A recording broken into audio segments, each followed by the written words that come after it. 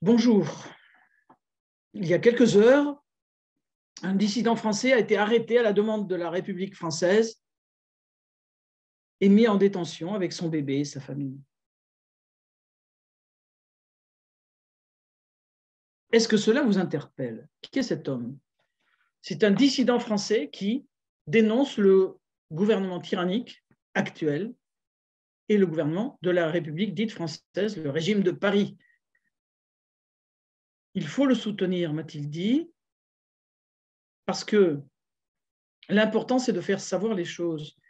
Son arrestation, je vais vous le démontrer dans cette vidéo, un peu longue certes, mais importante, parce qu'on ne peut pas dire n'importe quoi, surtout nous, et je vous démontrerai, à la lumière des éléments que m'a donné Rémi Daillé-Wiedemann, que les poursuites à son encontre sont totalement illégales, tant au niveau des textes qu'au niveau des prétendues autorités. Vous verrez que je vous démontre, document à l'appui, que je vous communique, que les textes ne sont pas applicables contre Rémi Daillé-Wiedemann, je le répète, arrêté avec son bébé et sa famille en Malaisie, à la demande de la France ou du gouvernement de fait qui prétend la représenter. Et puis, bien sûr, vous verrez que les jurisprudences européennes, les cours européennes des droits de l'homme par 2 fois, ont décidé qu'on ne pouvait pas considérer de telles poursuites comme valides. Donc, je vous donne beaucoup d'éléments d'information. Je travaille sans papier, je ne lis pas les papiers, car c'est un dossier, et ce sont des dossiers de droit que j'ai travaillé avec, nous sommes à 3 cabinets d'avocats internationaux, un cabinet à Paris, un cabinet à Rome et un cabinet à Madrid. Vous pensez bien qu'au-delà de 3 que nous sommes qui apparaissent, il y a beaucoup de monde derrière nous. Voilà pourquoi, dans les heures qui suivent l'arrestation de Rémi Daillé, de son bébé et de sa famille et de sa mise en détention, nous pouvons vous fournir, avant que la grande presse nous sorte des communiqués du ministère de la Justice ou du ministère de l'Intérieur, vous démontrer que cela est totalement illégal parce que cet homme a osé demander le renversement pacifique du gouvernement de fait qui occupe les postes de commandement de la France. Voilà. Au besoin, regardez-le par petits morceaux, mais surtout, notez que je vous fournis tous les documents à l'appui de tout ce que je vous dis, parce que c'est tellement énorme qu'on ne peut pas invoquer de telles choses sans le prouver. Donc voilà pourquoi, de notre côté, j'ai fait, de mon côté et de notre côté avec nos amis qui sont avec moi dans ce dossier, une partie où on m'a demandé d'être l'intervenant verbal, mais vous avez tous les documents que dans la description de la vidéo, vous pouvez regarder, télécharger, communiquer, parce que les paroles, ça s'envole, mais les écrits, ça reste. Verba volant, scripta manent. Mais de notre côté, j'ai été professeur de droit à l'université de Toulouse, il y a longtemps.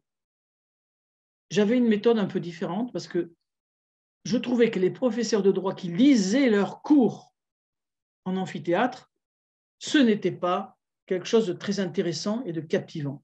Voilà pourquoi j'ai fait l'effort de faire cette vidéo avec nos amis en 2 parties. D'abord, le verbal, sans aucun papier, je n'ai pas de prompteur, je parle directement ainsi. À l'écran, vous verrez les documents et vous pourrez, comme je vous le disais, les télécharger. Et lisez bien la lettre que nous avons envoyée avec les cabinets d'avocats et que je vous communique, la lettre ouverte au sultan de Malaisie, au roi de Malaisie, pour lui expliquer l'arrestation totalement illégale de Rémi Daillé, le dissident français, arrêté et détenu avec son bébé et toute sa famille sur demande du régime de Paris. Bonne audition, prenez le temps, prenez un bon verre, vous apprendrez des choses. Ce n'est pas moi qui les ai inventées. Bon courage. Le 30 mai 2021, c'est le jour, anniversaire, jour pour jour, du martyr de Sainte Jeanne d'Arc qui a donné sa vie pour la monarchie française. Aujourd'hui, je fais cette vidéo pour vous parler de la lettre ouverte que j'ai faite au roi de Malaisie. Parce qu'à la demande de la République dite française, un dissident français, Remy Daillé-Widerman, a été arrêté avec son bébé et sa famille, et il est dans détention. Le régime de Paris, appelons-le ce régime républicain, le régime de Paris demande son extradition, on imagine, puisqu'il y a un mandat d'arrêt international, mais le problème, c'est que ce mandat d'arrêt international, qui fait suite à un mandat d'arrêt, est parfaitement illégal.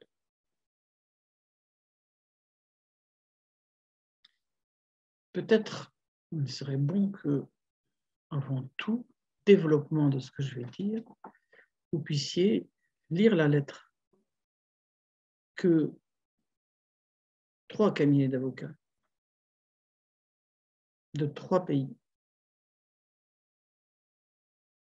envoient cette lettre ouverte au roi de Malaisie où est réfugié Remy Daillé-Widerman, qui, dans des vidéos qui sont sorties il y a quelque temps, a appelé un pacifique renversement du gouvernement de fait de Paris. Tout cela paraît bien irréel et pourtant, je pense que le mieux est de, sans commentaire autre pour le moment, faire défiler la lettre que ces 3 cabinets d'avocats ont envoyée en Malaisie pour demander que soit libéré le dissident français Remy Daillé-Widerman. Il y a ainsi un cabinet au barreau de Paris, un cabinet au barreau de Rome et un cabinet au barreau de Madrid, avec le talentueux et redoutable avocat italien Fabrizio Nocera Giampaolo. Ce n'est donc pas de la rigolade ce que nous allons vous montrer. Vous verrez tous ces documents ahurissants dans la description de la vidéo. Ce premier document, cette lettre, est importante. Mais ce n'est pas sur quelques lignes que l'on peut invoquer des choses aussi surprenantes que celles que nous allons vous révéler sur l'illégalité du mandat d'arrêt international et, d'après ce qu'on verra, de la demande d'extradition de la République dite française contre Remy Daillé.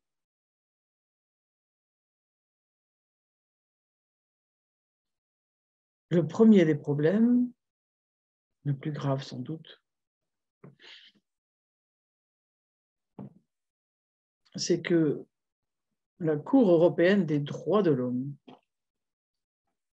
a jugé dans un premier arrêt, l'arrêt Medvedev,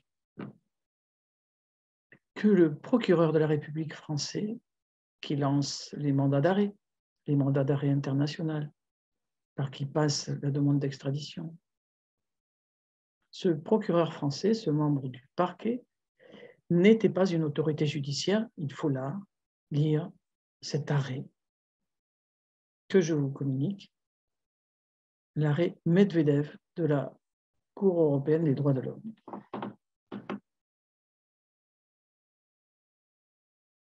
Ce n'est pas tout.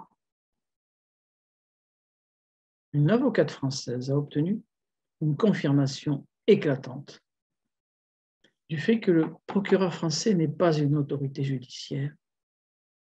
Et c'est l'arrêt Moulin de la Cour européenne des droits de l'homme que je vous demande de consulter pour que vous voyez bien que ce qu'invoque M. Remy Daillé-Widerman, le dissident français emprisonné, ce n'est pas une plaisanterie. Vous savez que dans l'édifice juridique français, il y a la Cour de cassation. Et à cette Cour de cassation, à la sortie de cet arrêt extraordinaire de la Cour européenne des droits de l'homme, le procureur général de la Cour de cassation lui-même, M. Jean-Louis Nadal, a déclaré, et c'est rapporté par la presse, le parquet est en état de coma dépassé. Au-delà du cas de Rémi Daillé, mais que je sache, c'est la première fois qu'en cas de mandat d'arrêt international et de demande d'extradition, une personne qui est l'objet de ce genre d'action du régime de Paris, de la République française, invoque cet argument. Or, la France a signé la Convention européenne des droits de l'homme.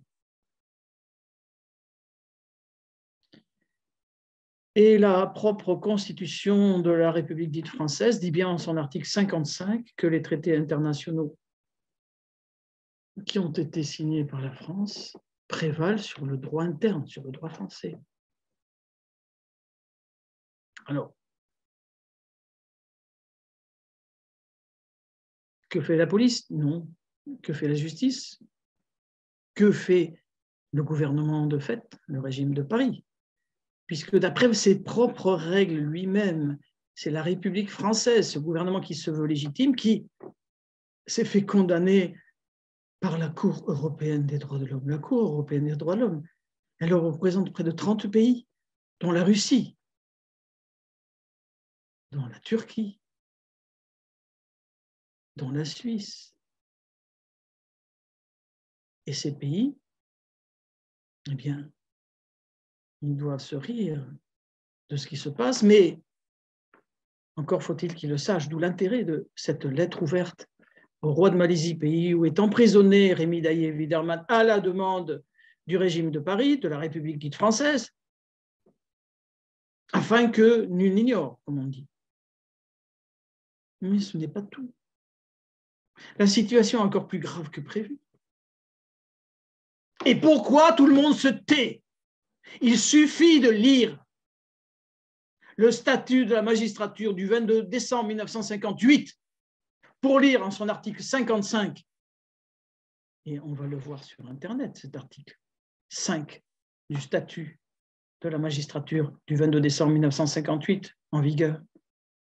Il dit bien, et c'est donc le régime de Paris, cette République dite française, ce gouvernement de fait, nous dit Rémi Widerman, c'est donc ce gouvernement de fait qui, d'après son propre texte, reconnaît que, dans cet article 5, les magistrats du parquet sont au travail et à l'action sous la direction, sous la hiérarchie du ministre de la Justice. Or, il n'est pas nécessaire de remonter jusqu'à John Locke, l'anglais, sur la séparation des pouvoirs, de remonter jusqu'à Montesquieu pour voir ce fameux principe qu'applique prétendument la République française sur la séparation des pouvoirs, pour remarquer que cela est gravissime et totalement contraire au droit français, puisque c'est dit, c'est écrit depuis 1958 et on laisse faire. On a donc des procureurs qui, d'après leur statut, doivent obéir au ministre et au pouvoir exécutif. Où est la séparation des pouvoirs? C'est le cri que je lance, mais pas moi, que lance Rémi Daillé, là, aujourd'hui, de sa prison, car nous avions pris les précautions, bien sûr. Il a eu peu de temps pour signaler qu'il était arrêté. Mais vous connaissez la phrase des Romains. Quos vult perdere Jovis dementat prius.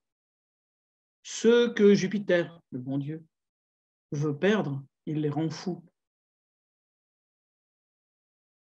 Il ne faut jamais sous-estimer l'adversaire. Nous ne le sous-estimons pas.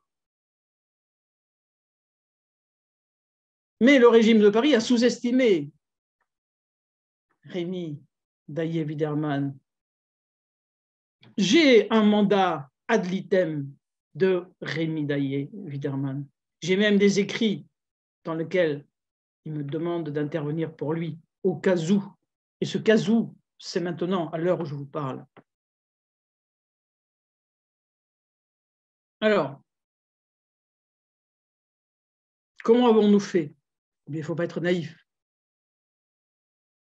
Il n'est pas naïf, je ne suis pas naïf.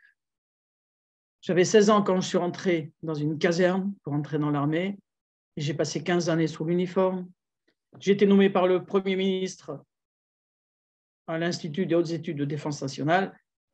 Et j'étais dans le procès, c'est public, c'est dans les revues juridiques, dans le procès des écoutes téléphoniques de l'Élysée.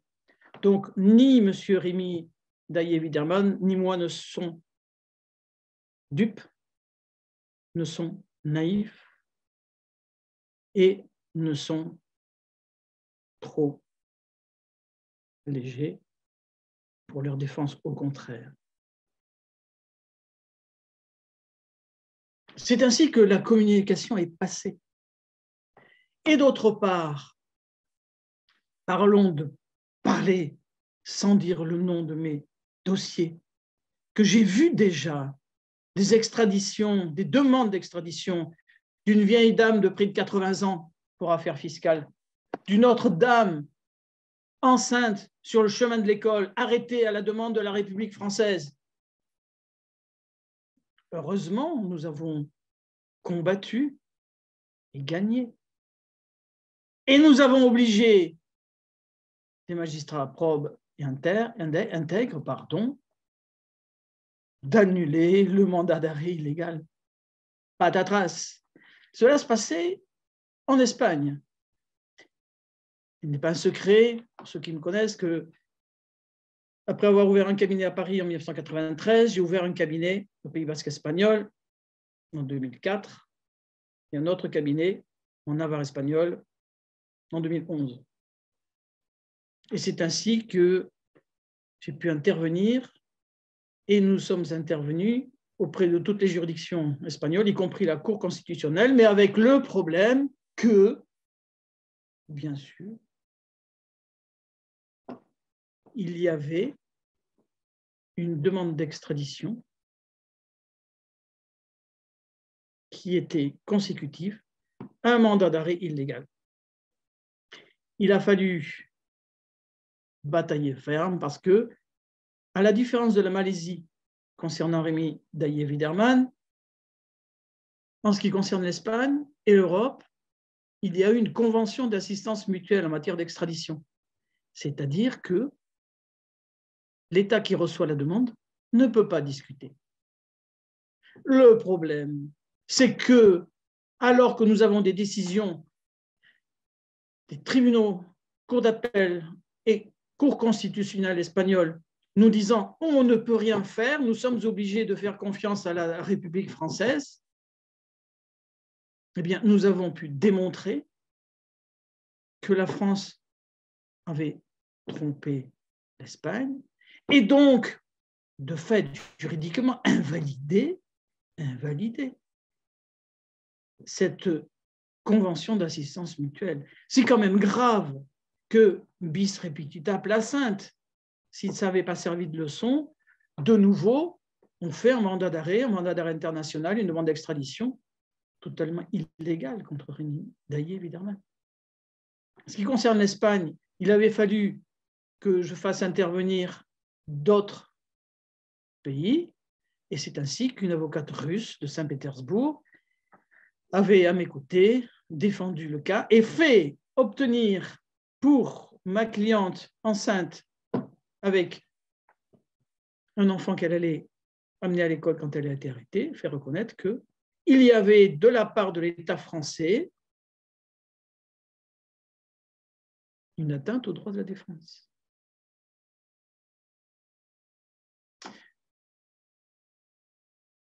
On peut être surpris par mon discours, mais vous savez que les avocats doivent défendre leur cause, la cause de leurs clients. et nous jurons quelque chose que je vais vous lire. Les avocats indiquent que je jure comme avocat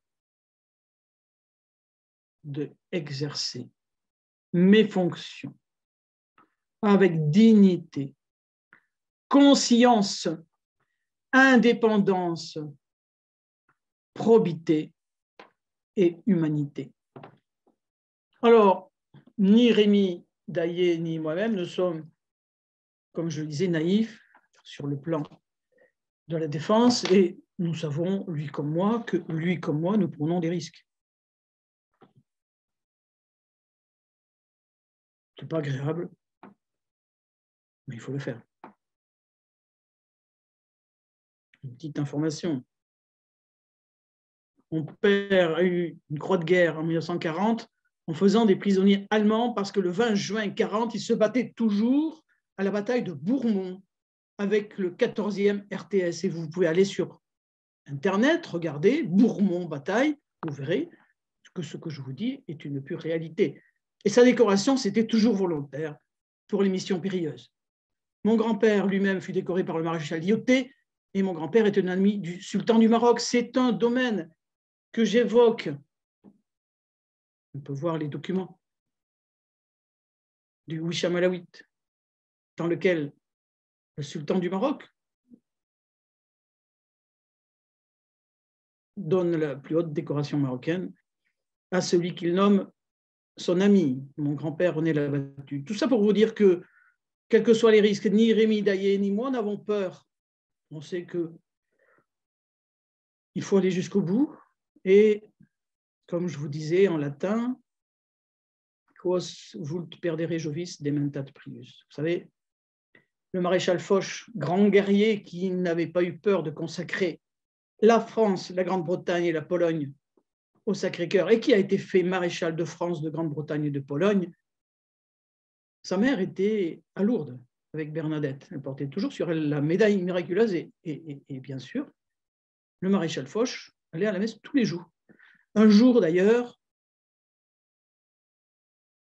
le maréchal Foch était à sa messe quotidienne et on lui dit message du président du Conseil, Georges Clemenceau. Le planton dit non, le général est à la messe, il n'était pas encore maréchal. Et donc, on attendra que la messe soit terminée. Tout le monde au gouvernement attendait la réaction du président du Conseil, Georges Clemenceau, évidemment, qu'on appelait le tigre. Et quand on a pris cela à Clemenceau, il eut cette phrase « Laissez-le tranquille, ça lui réussit trop bien ».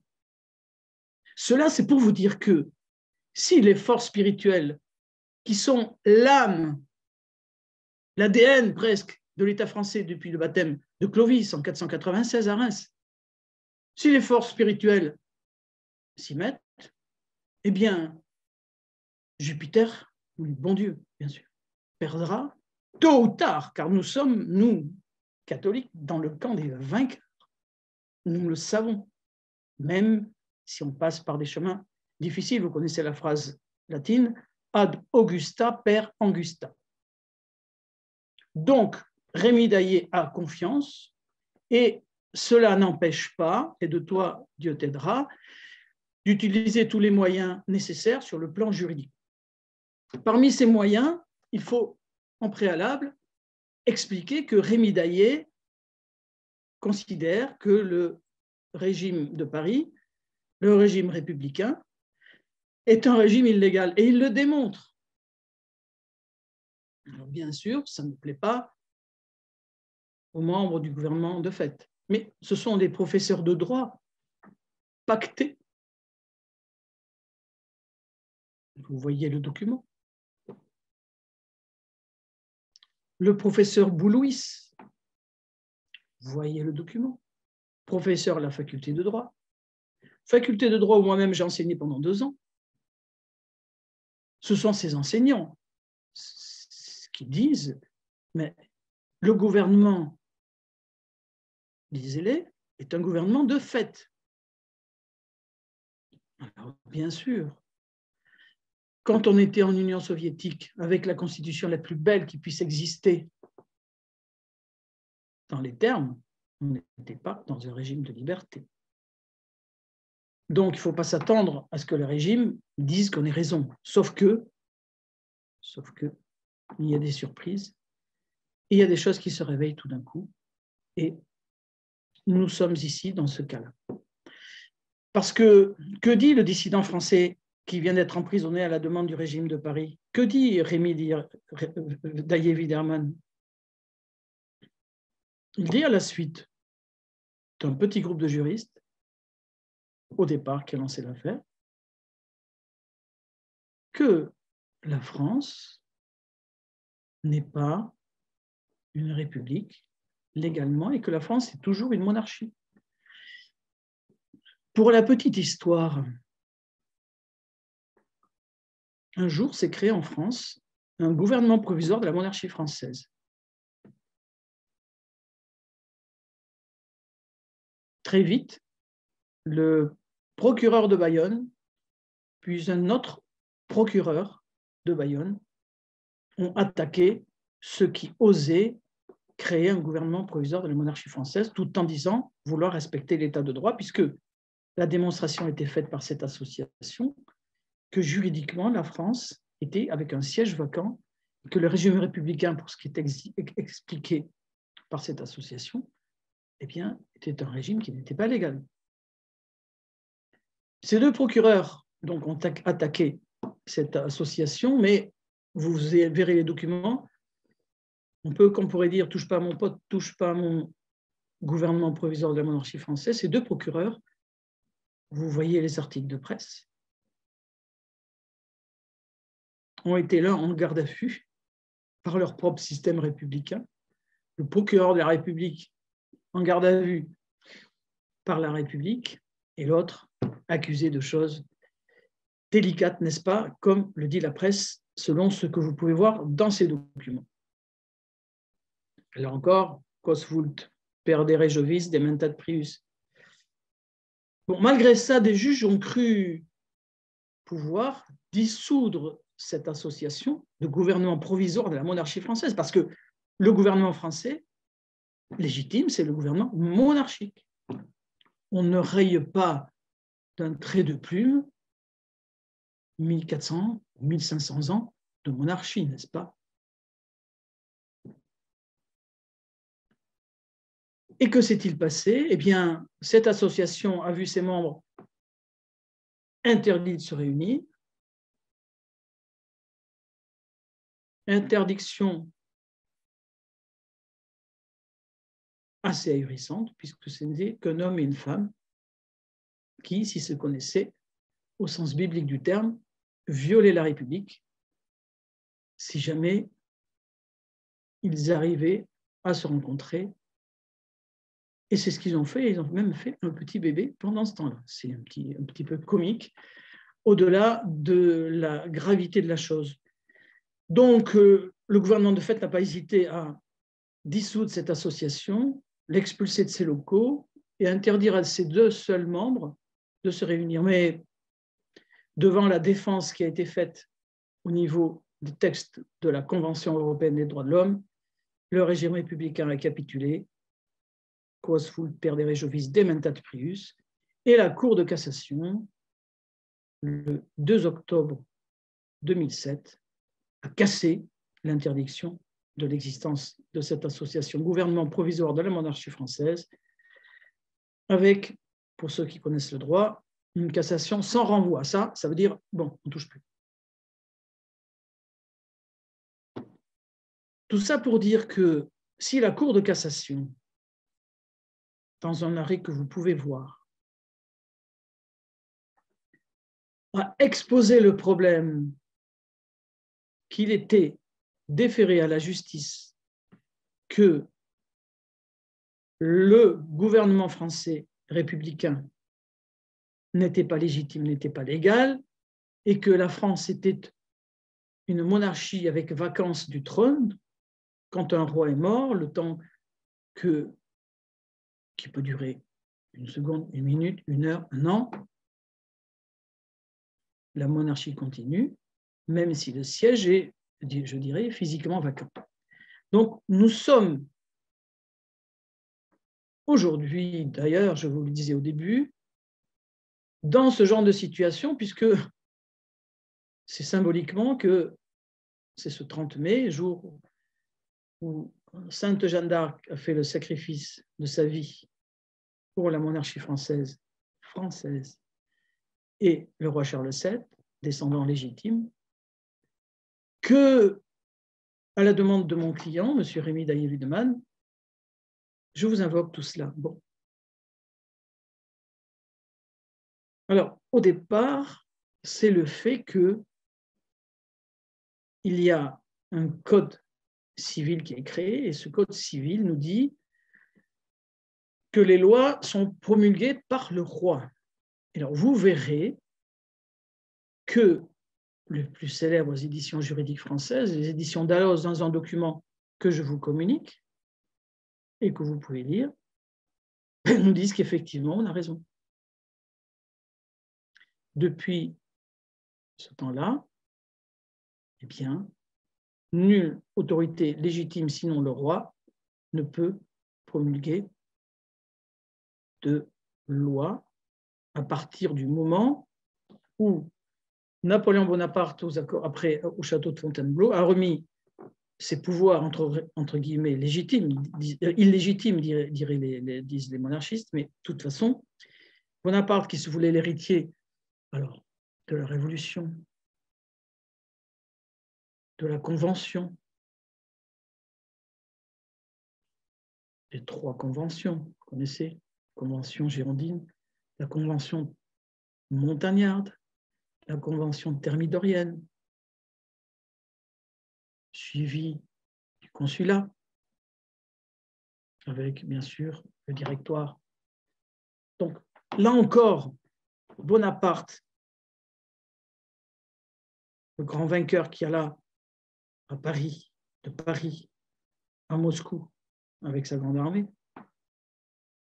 une petite aparté. J'étais en Russie où j'ai vu plusieurs personnes, dont le conseiller aux droits de l'homme du président Poutine, le vice-ministre de la Justice. J'ai d'ailleurs créé là-bas l'Association internationale des docteurs en droit, vous verrez le document. Eh bien, les autorités russes nous ont dit que parmi les personnages qu'ils préféraient en France, il y avait Richelieu, Louis XIV et Bonaparte. J'étais extrêmement surpris, j'ai posé des questions. Et en fait, ils voient, au-delà de tout ce qu'on peut dire contre Bonaparte, le génie de l'homme. Mais nous voyons cela. Quos vult perdere Jovis dementat prius. Ce Bonaparte qui n'avait pas hésité à prendre la couronne des mains du pape pour la mettre lui-même, le grand vainqueur d'Austerlitz, allez voir sur l'Arc de Triomphe. Pourquoi à l'Arc de Triomphe, on ne met pas une sculpture de Bonaparte une fois qu'il termine sa vie en prison? Quos vult perdere dementat prius. Mon discours là-dessus a l'air un peu décousu, mais je maintiens mon fil avec des apartés. Vous le savez, un avocat, c'est advocare, ça veut dire celui qui parle pour. Je parle pour Rémy Daillé. Compte tenu de l'importance et de la gravité des informations et de la doctrine qu'a Rémy Daillé, il était important de soulever tout ça, que, pour l'expliquer, c'est donc depuis 1848, date à laquelle il n'y a plus de roi en France, qu'il n'y a plus de loi promulguée. Vous avez vu la lettre des éditions Dalloz. Alors, ce n'est pas une petite réformette faite par M. Raffarin en 2004, prétendant faire un changement de l'article 1er du Code civil qui changera quelque chose. Quitte à faire roi, quitte à promulguer. Qui a pu promulguer? Personne. Donc Rémy Daillé nous dit, les lois qu'on invoque contre lui, qui sont postérieures à 1848, ne sont pas valides parce qu'elles n'ont pas été promulguées. Et c'est une réalité. À ce propos, Voilà longtemps que l'Assemblée nationale française le sait. Et là encore, personne ne dit rien. Et nous savons tous qu'il y a le banc des ministres à l'Assemblée nationale, donc les ministres savent ce qui a été invoqué. Eh bien, vous allez voir le document. J'avais personnellement demandé à un parlementaire de poser la question sur cet article 1er du Code civil. Aucune réponse valide juridiquement du régime de Paris. Donc, on voit, là encore, à la lumière de la question que j'avais suggéré de poser et à la question qui a été posée par ce parlementaire, que les autorités prétendues de la République dite française savent très bien qu'elles sont illégales. On le voit dans l'histoire. On connaît tout plein de gouvernements qui, avant de se faire renverser, font semblant de croire qu'ils sont toujours valides. Et Rémi Daillé, justement, a un site dans lequel il explique et il demande le renversement du régime. Comme je vous le disais tout à l'heure, nous ne sommes pas ici dans de la rigolade. Alors bien sûr, qui veut noyer son chien l'accuse de la rage, et on va sans doute dire que Rémi Daillé est fou. Sans prendre de parti politique, on avait voulu faire la même chose du pilote d'avion du syndicat de pilotes, qui avait expliqué les problèmes qu'il y avait sur l'Airbus dans un livre qui s'appelait Airbus, l'assassin habite à l'Élysée. On a voulu le faire passer pour fou. Bernard Méry, qui dénonçait l'avocat, célèbre avocat français, qui dénonçait les réseaux occultes, pareil, le même juge a voulu faire une expertise psychiatrique. J'ai un de mes clients qui voulait l'application du droit et le juge lui a mis une expertise psychiatrique.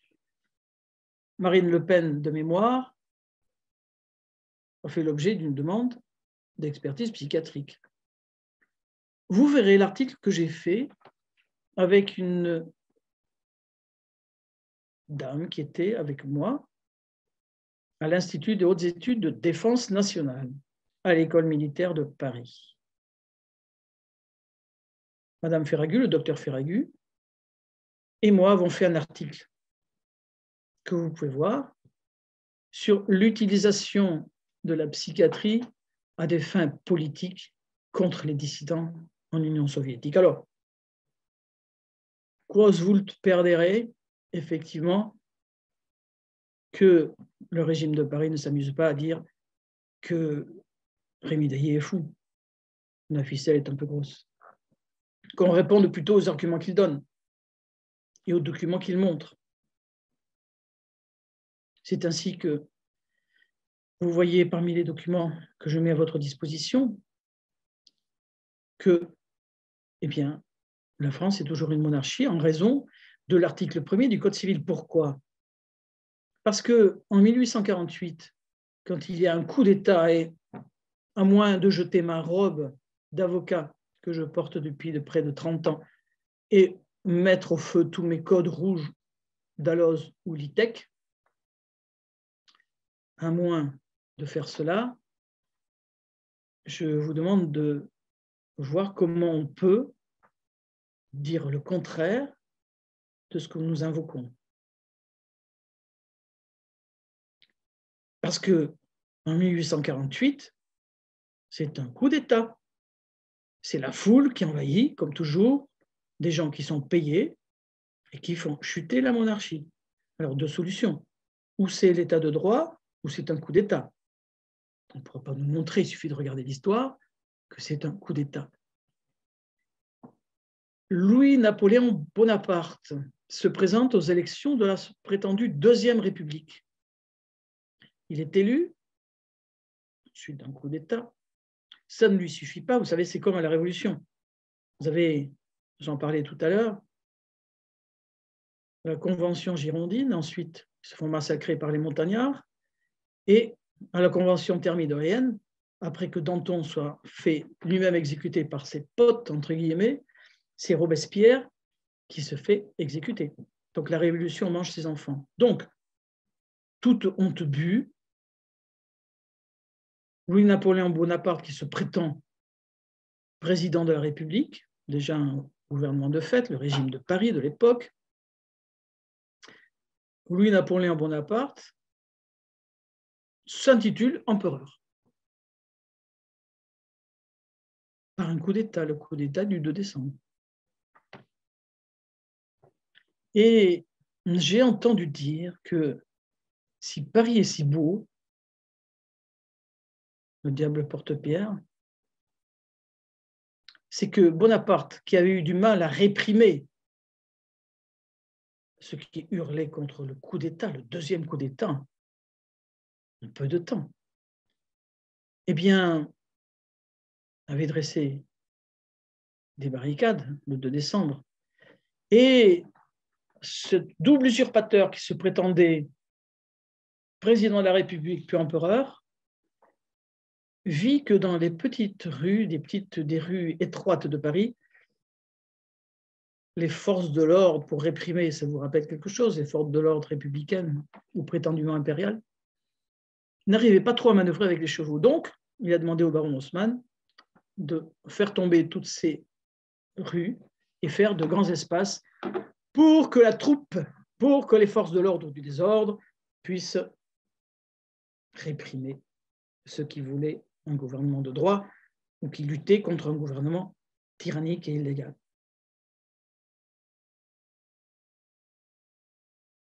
Mais, comme je vous le disais, la Révolution mange ses enfants. Et quelque temps après, le glorieux Louis-Napoléon Bonaparte, quas vult perdere, n'est-ce pas,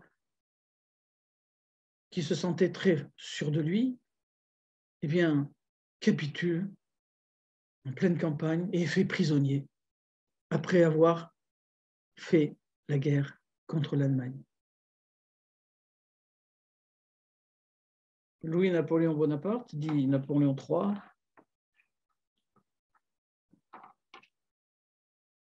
termine prisonnier après la guerre de 1870. Quos vult perdere.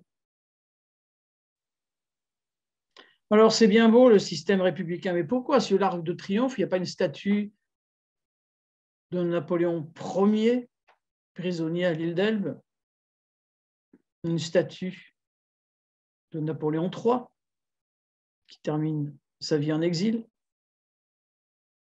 Il y a une justice immanente, mais pourquoi la République a-t-elle peur de la réalité? En 1830, quand Charles X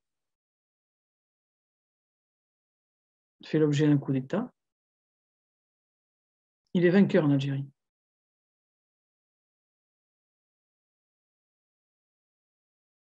Louis XVI est assassiné en 1793. Et la France est à ce moment-là la nation la plus peuplée d'Europe. Si le Bonaparte a pu tenir tête à toute l'Europe coalisée, c'est grâce aux réformes militaires qu'avait fait la monarchie, en particulier l'artillerie. Donc ce régime républicain, ce régime de fait, décrit ainsi par les professeurs de droit Boulouis et Pacté, ce régime veut, après avoir emprisonné, extradé Rémy Daillé-Widerman, qui est justement un opposant politique, celui qui dénonce justement cette république, gouvernement de fait. Donc nous avons un gouvernement de fait qui, avec des textes, ses propres textes à lui, ce gouvernement de fait, cette république avec ses propres textes, viole ses propres lois pour faire arrêter dans un pays étranger M. Rémy Daillé-Widerman. Alors, on se pose la question, y a-t-il un droit? En ce moment, beaucoup de choses bougent en France. Et ce n'est pas pour rien qu'on se pose des questions sur la réalité de la justice en France. Ce qu'invoque Rémy Daillé-Widerman, c'est d'une réalité bien établi. Nous avons vu tout à l'heure la lettre des éditions Dalloz qui disent qu'effectivement, le mot république n'a pas à figurer dans la promulgation des lois.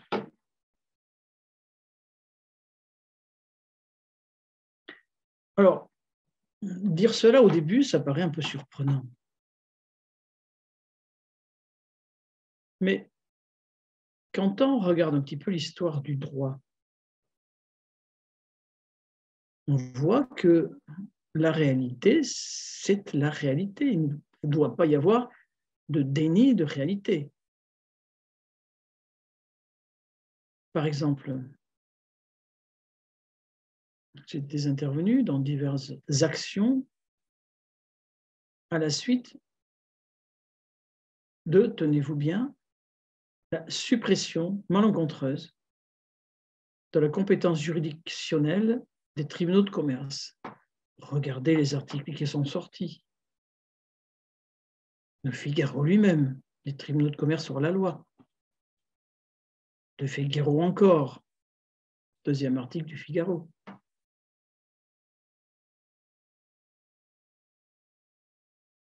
J'étais intervenu avec un pays étranger, la Roumanie, qui avait fait un article là-dessus. 2 articles que vous pouvez voir comme document. Et le régime de fait a fait une loi NRE, Nouvelle Régulation Économique, avec Mme Guigou, ministre de la Justice, prétendant valider 10 années de jugement de tribunaux de commerce invalides. C'est reconnu. C'est reconnu que la compétence juridictionnelle avait disparu. J'étais avec un ami au téléphone avec M. François Colcombé l'autre jour. Thierry Borne a téléphoné à cet homme, François Colcombé, qui est fondateur du syndicat de la magistrature, dont il a été président, et qui était aussi président de la commission des lois à l'Assemblée nationale. C'est lui-même, dans le Canard enchaîné, qui a sorti une phrase extraordinaire. Il y disait, dans le Canard enchaîné, on savait que les tribunaux de commerce étaient des coupe-gorge, on apprend maintenant qu'ils n'existent pas. Avec mon ami Martine, nous avons travaillé toute la nuit. Nous avons découvert qu'effectivement, après la création du Code de l'organisation judiciaire de mars 1978, eh bien, les députés, en 1991, en décembre, avaient supprimé par erreur la compétence juridictionnelle des tribunaux de commerce. Donc, on est surpris d'entendre dire Rémi Daillé-Widerman, mais pas de roi, pas de loi. Donc, les lois contre moi sont inapplicables. Mais vous avez vu qu'à l'Assemblée nationale, le parlementaire dont je vous ai montré la lettre, sur ma demande, avait posé à l'Assemblée ce problème de l'article 1. Vous voyez maintenant que les tribunaux de commerce étaient hors la loi. Ce n'est pas moi qui le dis, là, c'est le Figaro. Hors la loi. Regardez les documents que je vous propose. Vous voyez un document dans lequel on nous dit que, donc il suffit de lire, c'est la Cour d'appel de Nîmes qui juge que l'URSSAF n'a pas démontré son existence juridique.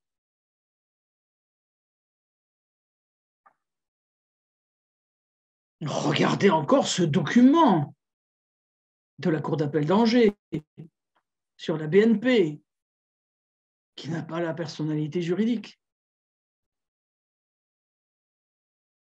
Regardez encore ce document que je vous fournis, le tribunal de grande instance de Périgueux, qui dit que la mutualité sociale agricole n'a pas d'existence juridique. D'ailleurs, un petit signe, de la même façon que Mme Guigou avait fait une loi de nouvelle régulation économique, validant rétroactivement et illégalement des jugements de tribunal de commerce pendant 10 ans. Tous les jugements entre Peugeot, Renault, les groupes pétroliers, tout était reconnu comme étant sans compétence juridictionnelle. Donc, pourquoi ne pas croire Rémi Daillé quand ils vous disent que nous vous disons et que nous vous montrons ces documents? C'est pourquoi j'attends une audition devant Sa Majesté, le roi de Malaisie, pour lui expliquer que, ben oui, c'est vrai, Rémi Daillé a raison. Il a été arrêté par la Malaisie à la suite de la demande de la République dite française, mais la demande est fondée sur des lois qui ne sont pas applicables.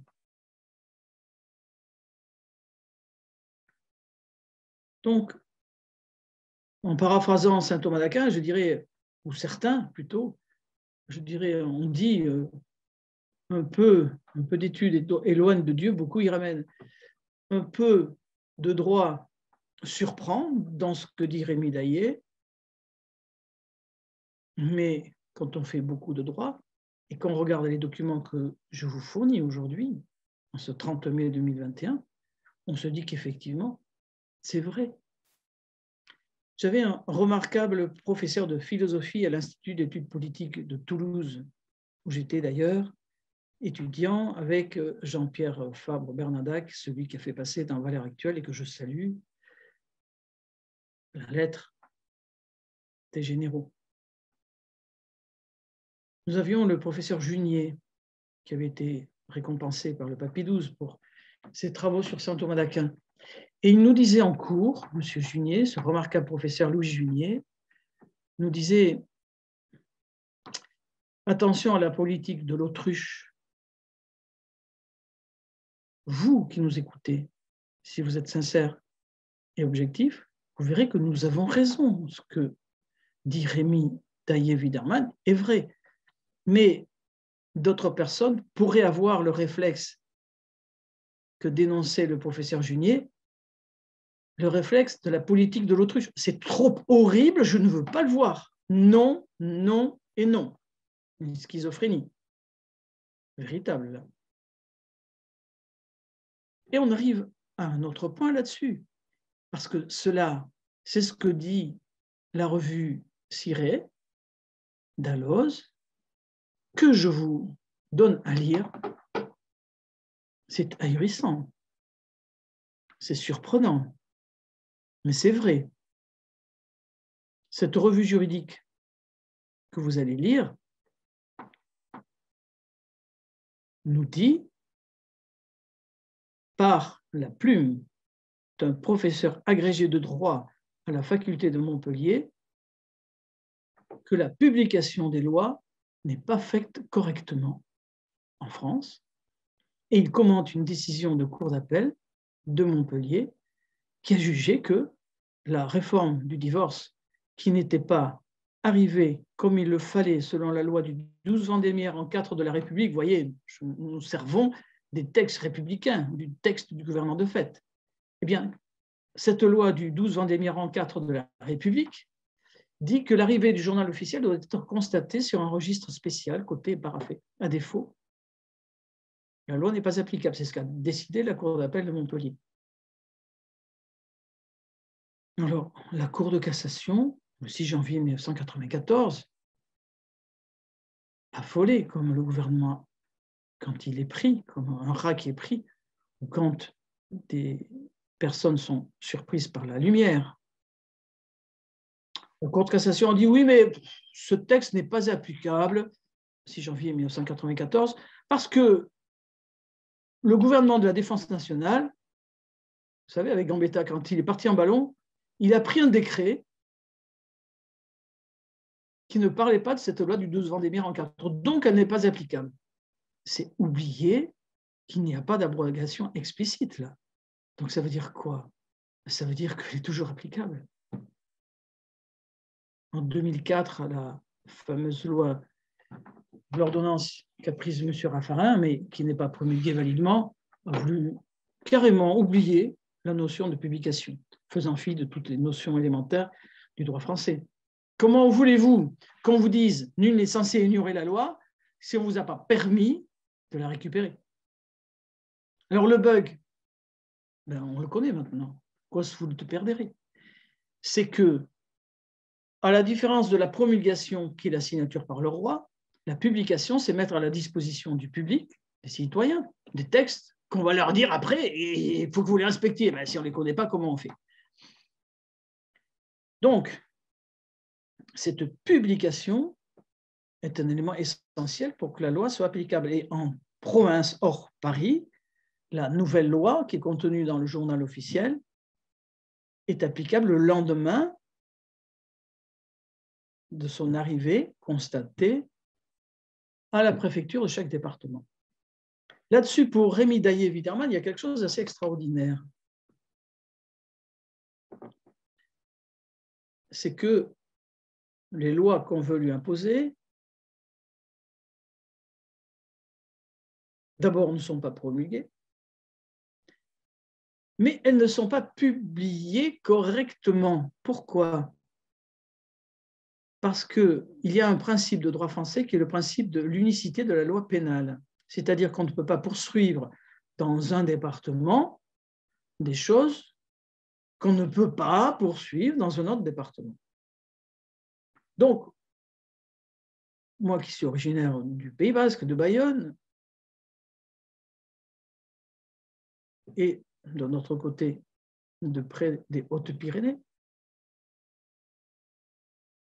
je demande qu'on me fournisse la preuve que les journaux officiels, avec le nouveau code pénal par exemple, eh bien, ont été publiés.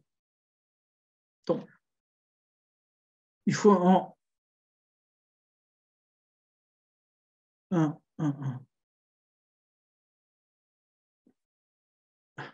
trouve pas le mot, tu pourras couper.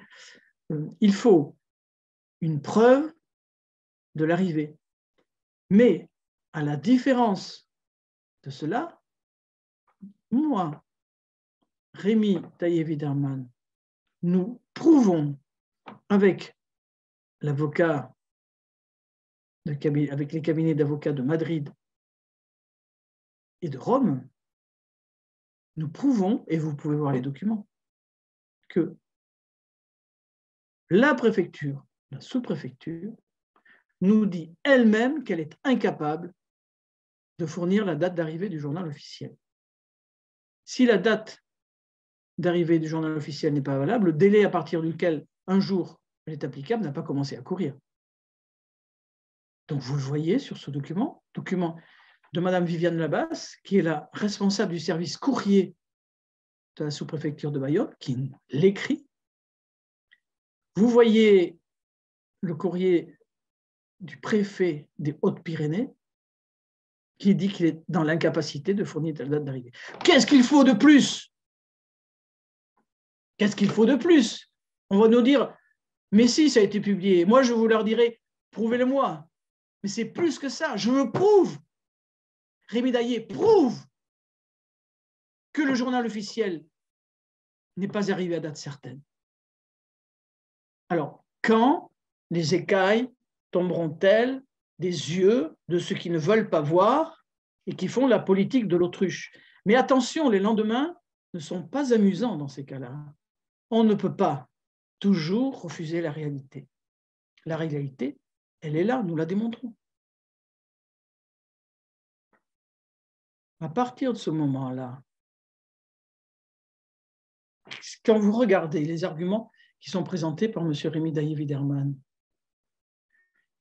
on voit que la situation est encore plus grave que prévu.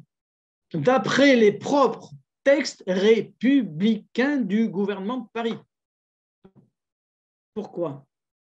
Parce que nous en avons parlé tout à l'heure, l'article 5 du statut de la magistrature du 22 décembre 1958 nous dit que les magistrats du parquet travaillent sous le contrôle et la hiérarchie.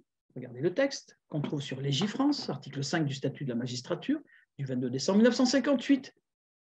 Donc ça veut dire que c'est le ministre, le pouvoir politique, le pouvoir exécutif, qui est là et qui peut contrôler et donner des ordres. C'est écrit par le régime républicain, qui peut donner des ordres au procureur. Or, l'article 16 de la Déclaration des droits de l'homme de 1789, dont vous trouvez le texte sur la porte vitrée de l'entrée de la cour d'appel de Bordeaux, cette Déclaration des droits de l'homme de 1789, qui fait partie du bloc de constitutionnalité de la Constitution de la Ve République, pour regarder les propres textes républicains du gouvernement de fait. Eh bien, cet article 16 nous dit qu'une nation où la séparation des pouvoirs n'est pas assurée, cet article 5, relisez-le, c'est accablant. Il montre qu'il n'y a pas de séparation des pouvoirs. Eh bien, une nation où la séparation des pouvoirs n'est pas assurée, accrochez-vous, tenez-vous à la chaise, n'a pas de constitution. Ça veut dire que, avec les réseaux dont dispose M. Rémy Widerman, avec le contexte actuel de la justice, avec le pouvoir des réseaux sociaux, quand les peuples de France et les peuples du monde vont se rendre compte de ce qui se passe dans cette fille aînée de la Déclaration des droits de l'homme, qui se veut le phare de la liberté et des droits de l'homme, eh bien, si les poursuites du procureur de la République contre Rémy Widerman sont valides ou considérées comme telles par une autorité judiciaire, pardon, c'est encore pire. La République, quos vult perdere dementat prius, la République, le gouvernement de Paris, le gouvernement de fait de la République dite française, signe illico son arrêt de mort. Parce que ça veut dire, si le procureur a des poursuites valides, que l'article 16 de la Déclaration des droits de l'homme juge automatiquement, nous l'avons dit, vous le lisez sur Internet aussi, ça veut dire que la France n'a pas de constitution. Écoutez, tant mieux. La démonstration est faite. Faut-il aller encore plus loin? Pourquoi pas? Nous y reviendrons un jour. On ne sait, puisqu'on n'a pas d'informations sur le cas de Rémy Daillé, mais que si un juge d'instruction est nommé, quand vous regardez bien, et j'y reviendrai, il y a en France, depuis quelques années, un gros problème sur l'existence des juges d'instruction. Alors, il ne s'agit pas de dire que rien n'existe, il s'agit de dire la réalité. Si nous prouvons les choses, ben, on ne peut pas dire que nous disons n'importe quoi. Ce n'est pas tout. Devant le président de la commission des lois et fondateur du syndicat de la magistrature, M. François Colcombé, dont je parlais tout à l'heure, on a invoqué l'argument que je donnais, à savoir qu'il n'y a pas que les tribunaux de commerce qui ont été hors la loi par la loi calamiteuse de 1991, mais ce sont toutes les juridictions de l'ordre judiciaire. Vous savez qu'il y a les juridictions de l'ordre administratif avec le Conseil d'État, mais là, ce sont les juridictions de l'ordre judiciaire qui ont disparu par abrogation implicite, par substitution. C'est grave et on doit en tirer les conséquences. Donc, nous voyons que de A à Z, du début à la fin, les textes sur lesquels se fonde le mandat d'arrêt international et se fonderait la demande d'extradition de M. Rémy Widerman sont totalement illégaux. Et je lance un défi à quiconque pour dire le contraire. Vous voyez vous-même les documents. Je peux parler devant n'importe quel plateau de télévision français ou étranger sur ce point, parce que, comme dit l'Action française, notre force est d'avoir raison. On peut toujours essayer de faire taire, mais la réalité sort. Et le régime de Paris a fait une grosse erreur en attaquant ainsi, hier, 29 mai, en faisant une demande à la monarchie malaisienne d'arrêter Rémi Daye-Widerman, une grosse erreur parce que ça permet de lancer le débat urbi et orbi à la face du monde sur l'illégalité des textes qui ne touchent pas que Rémi Daye-Widerman. On voit qu'il y a un grand trouble dans la justice française actuellement. C'est un microbe qu'il a atteint depuis le début, qui grandit et qui mange toute la personnalité prétendue et toutes les institutions républicaines.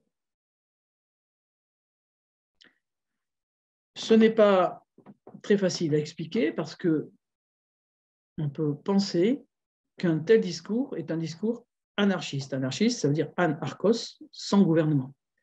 Mais à qui la faute? Est-ce que c'est Rémi Daye-Widerman qui a fait le statut de la magistrature? Est-ce que c'est lui qui a fait le code de l'organisation judiciaire?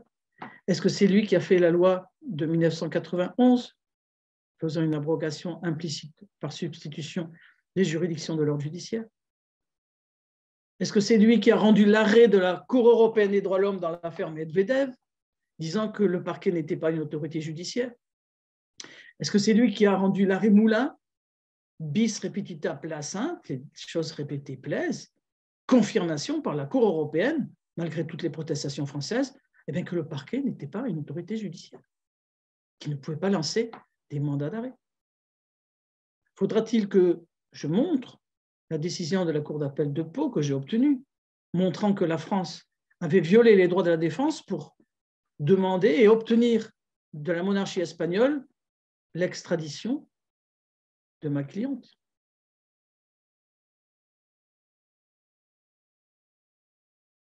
On voit que l'heure est grave, mais quand quelqu'un déterre la hache de guerre, il faut assumer les conséquences. Il y a quelques heures, on a arrêté Rémi Daye-Widerman, qui a été arrêté, emprisonné, qui est détenu avec son bébé et sa famille à la demande du régime républicain. Bon courage à lui, mais bon courage à l'institution. Rappelons-nous que contre Goliath, David n'était pas grand, le roi David, le futur roi David, qu'il avait une arme qui n'était pas un missile, il avait une fronde, et il a coupé la tête de Goliath avec la propre arme de Goliath. Eh bien, coupons la tête de l'hydre républicaine sur le plan juridique avec ses propres textes, ce que, avec M. Rémi Daye-Widerman, nous avons voulu vous faire en ce 30 mai 2021, vu l'agression qui a été faite contre lui. Il était normal et salutaire qu'il se défende, car c'est un dissident qui a déjà démontré que pour plusieurs raisons, il fallait se rendre compte que nous sommes dans un régime illégal et que beaucoup appellent tyrannique. Suivez l'actualité, vous le voyez bien dans beaucoup de domaines. Juste un point pour terminer, en ce qui concerne la défense des enfants. D'abord, il faut se rappeler que le président de la Cour des comptes, M. Philippe Séguin, avait fait un rapport dans lequel il expliquait que beaucoup de placements d'enfants étaient abusifs. Ce n'est pas le sujet du jour, on y reviendra, nous avons beaucoup de documents. Donc, il faut savoir que dans le droit pénal français, il y a la mise en danger d'autrui et il y a aussi la nécessité d'intervenir pour défendre une personne qui est agressée. Sinon, c'est non-assistance à personne en danger. Alors, loin de Rémi Daye-Widerman de dire que tous les cas de placement d'enfants sont des cas de maltraitance institutionnelle, Mais il y a des cas, et personnellement j'en ai, vous pourrez voir sur Internet en tapant mon nom, Fortabat-Labatut, des comptes rendus que j'ai faits sans trahir le secret professionnel de certaines affaires où l'enfant est placé, la maman est interdite d'habiter dans le département, interdite d'habiter dans sa maison, et l'enfant est placé au secret. Heureusement, il y a des personnes qui jugent sereinement dans la République française, malgré tout, et le président de la Cour d'appel, que nous avions saisi, devant qui j'ai plaidé, a permis, enfin, de savoir où était cet enfant. C'est un cas comme un autre qui montre qu'il y a des choses qui sont surprenantes, mais je ne m'étendrai pas là-dessus. Je veux dire que ce qu'on a fait à mon client, M. Rémi Daillé-Wiedemann, sous un prétexte, avec en plus le fait qu'on ne lui a pas communiqué le dossier, qui amène quand même à ce qu'il y ait une demande de mandat d'arrêt international et demande d'extradition, que cette affaire n'est pas aussi simple que possible. Et j'appelle le ministre de la Justice, M. Dupond-Moretti, qui était avocat au barreau de Paris avec moi, même si je ne le connais pas personnellement, à faire respecter la présomption d'innocence et le respect des lois en ce qui concerne l'arrestation il y a quelques heures de Rémi Daillé-Wiedemann. Voilà tout ce que je vous ai dit, tout ce que j'aimerais dire à Sa Majesté le sultan de Malaisie, le roi de Malaisie, parce qu'il faut que les autorités malaisiennes, avec laquelle il n'y a pas une convention d'assistance mutuelle d'extradition comme avec les pays de l'Europe, dont l'Espagne dont je vous parlais tout à l'heure, afin que le roi de Malaisie sache que c'est sur la base de textes illégaux qu'on veut l'extrader et le faire maintenir en détention sous prétexte qu'il pourrait s'échapper. Il n'a pas de problème avec le gouvernement et les autorités et la monarchie malaisienne. La France a beaucoup de problèmes, elle, et il est fort possible que dans les heures qui suivent, nous voyions marteler sur les chaînes mainstream, les chaînes dont certains disent qu'elles sont aux ordres, beaucoup d'informations sur Rémi Daillé a été arrêté, le gourou, le fou, celui qui a fait enlever une enfant pour l'emmener en Suisse, alors qu'en fait, si vous regardez tout ce qui le concerne, lui, il est au-delà de cette affaire dans laquelle nous démontrerons qu'il n'y a pas d'infraction au sens légaux, moraux, au sens de l'élément intentionnel, mais surtout que ça c'est un prétexte pour faire taire ou psychiatriser éventuellement. Rappelez-vous de Solzhenitsyn, de Vladimir Vukovsky. Quelqu'un qui dérange, parce qu'il appelle au renversement pacifique du régime actuel, du régime de Paris, qui se sent très mal. L'Action française disait « La République gouverne mal, mais elle se défend bien ». Ça, c'était au présent de l'époque. De l'eau a coulé sous le pont, comme disait Apollinaire, sous le pont Mirabeau coule la Seine, c'est vrai. La Seine coule et le temps aussi. Les temps ont changé. Le peuple se réveille, c'est ce que veut Rémi Daillé-Wiedemann.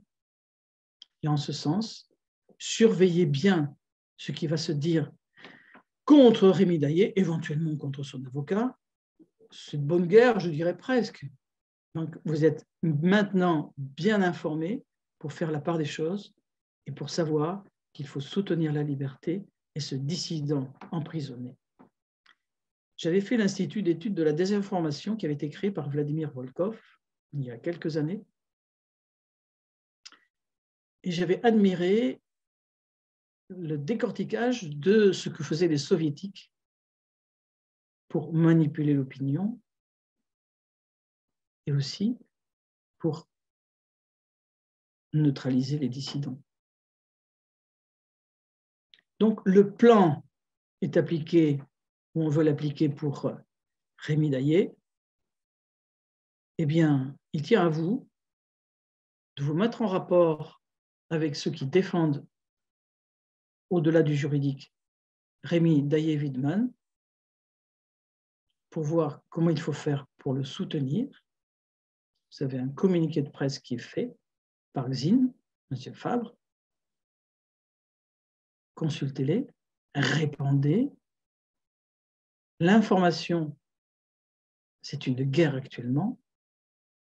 Voilà pourquoi nous avons voulu réagir très très vite en faisant, quelques heures après son arrestation, cette longue vidéo pour prendre de vitesse ce qui peut être fait par le pouvoir et la presse à ses ordres. Je remercie 1000 fois les confrères avocats qui sont intervenus dans les heures qui suivent. 3 cabinets, je vous le disais, un cabinet français, un cabinet italien, un cabinet espagnol, et vous verrez que la lettre que nous faisons au roi de Malaisie est signée par un remarquable avocat, maître Fabrizio Nucera Giampaolo. Voilà, j'aime 3 phrases de personnes que je n'aime pas. J'ai le droit de dire que je ne les aime pas. Charles de Gaulle a dit « Nous avons perdu une bataille, nous n'avons pas perdu la guerre ». Clémenceau, que je n'aime pas, disait « À la guerre comme en politique, la victoire est à celui qui tient le plus longtemps ». Et j'avoue, celle que je préfère, c'est celle de Churchill, Winston Churchill, le Premier ministre anglais, que je n'aime pas non plus, qui disait « Nous irons de défaite en défaite jusqu'à la victoire ». Et il y a quelques années, quand j'avais rencontré le colonel Gomez, qui était le chef de l'aviation militaire des contrats du Nicaragua, vous savez, il y a eu des accords avec l'Iran Gate, avec le colonel North, qui armait avec l'argent du pétrole les contrats du Nicaragua contre les marxistes de Daniel Ortega.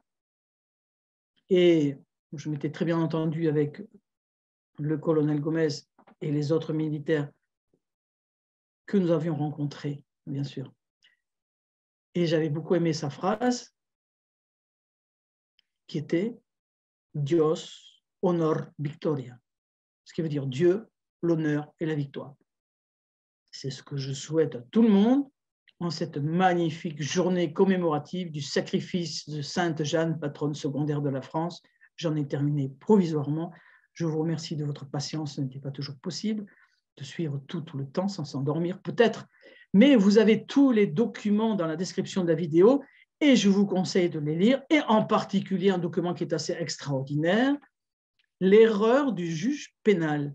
C'est un mémoire qui a été fait par une étudiante sous la direction d'un professeur de droit qui est celui qui fait les commentaires dans les éditions Dalloz, du Dalloz pénal. C'est extraordinaire. Là encore, vous verrez que les décisions pénales sont assez ahurissantes parfois, et donc ce que nous vous disons, c'est la pure réalité. Vive la victoire. La vérité est une petite fille qui boite un peu, mais elle arrive toujours, tôt ou tard. Ils auront l'air malins, ceux qui ont magouillé. Donc, bonne fête de la sainte de la libération de la France qui a donné sa vie pour ce pays, et prompte libération par le sultan de Malaisie de Rémi Daillé-Widmann, le dissident français qui a osé révéler la face du monde qu'il fallait renverser pacifiquement le gouvernement de fait, la République dite française, le régime de Paris. Bonne journée et merci.